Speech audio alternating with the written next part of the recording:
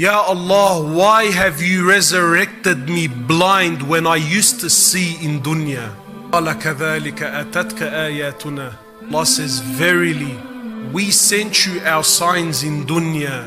You chose to be blind to them. So today we shall be blind to you like you were blind to us. Today you shall be forgotten like you had forgotten us. This is our life. As Muslims, my brothers and sisters, we believe in the unseen. We don't believe in the seen. What makes you unique as a Muslim is that you believe in that which you can't see with your own eyes. And this world is rattled with a lot of deceptions. What do you do with your heart? Who do you trust? Have you ever heard this? So many brothers, oh brother, we don't know who to trust anymore.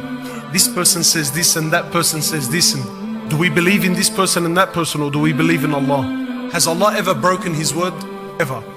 Has Allah ever said something was going to be and it didn't happen? And Allah promises the opposite, my brothers. For those who strive to do good, Allah promises them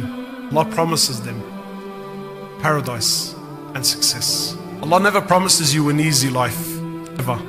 If anyone's life was going to be easy, it would have been the Prophet of Allah sallallahu alaihi wasallam. Once I was having I was having lunch. I was having lunch with a friend, and as we got talking, we were speaking about, those who think that when they come onto Deen, that all their problems are going to be solved. He said to me, brother, when I came onto Deen, I had a lot of problems in my life. And actually he had so much problems that he couldn't find solutions. So he thought that by coming onto Deen, that the next day he was going to wake up and angels were going to start coming down from the heavens to start helping him out, It's a fitna, because many young brothers, sisters, they all fall for this trap.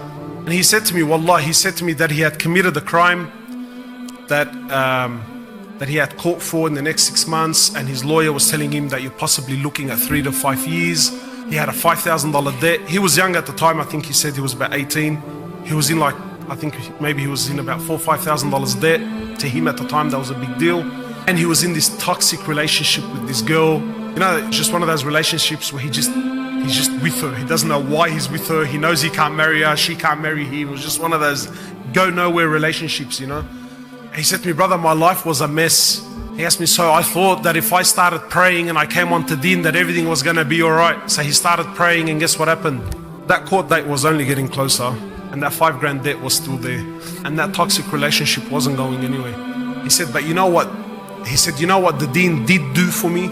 He said, it shifted the perspective on things, that's all. It gave things a meaning now. He said, as I continued to pray, that fear of that court date became less in my heart. He said, then slowly I started to accept that, whatever Allah subhanahu wa ta'ala wants to give me, I'm happy with it.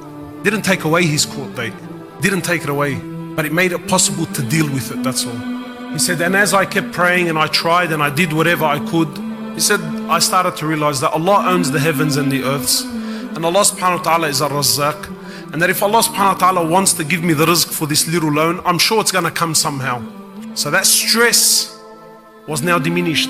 He said, then as I started to get closer to my Deen, I started to realize, do I really want to have children with a woman like this? So can you see and that's what the Deen does.